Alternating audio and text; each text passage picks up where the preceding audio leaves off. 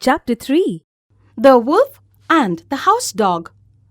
There was once a wolf who got very little to eat because the dogs of the village were always wide awake and watchful. He was really nothing but skin and bones, and it made him very downhearted to think of it.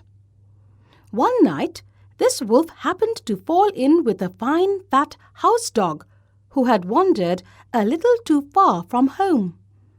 The wolf would gladly have eaten him then and there, but the house dog looked strong enough to leave his marks should he try it.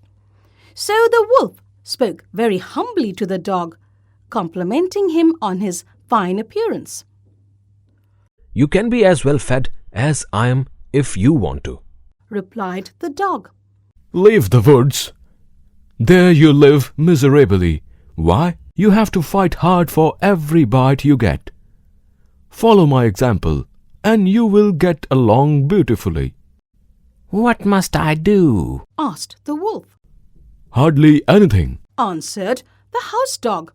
Chase people who carry canes, bark at beggars, and fawn on the people of the house. In return, you will get tidbits of every kind: chicken bones, choice bits of meat, sugar, cake, and much more besides, not to speak of kind words and caresses. The wolf had such a beautiful vision of his coming happiness that he almost wept. But just then he noticed that the hair on the dog's neck was worn and the skin was chafed. "What is that on your neck?" Nothing at all," replied the dog. "What nothing?" "Oh, just a trifle." "But please tell me."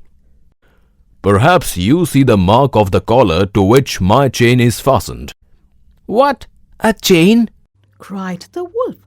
"Don't you go wherever you please?" Not always, but what's the difference?" replied the dog. "All the difference in the world. I don't care a rap for your feast, and I wouldn't take all the tender young lambs in the world at that price." And away ran the wolf to the woods. There is nothing worth so much as liberty.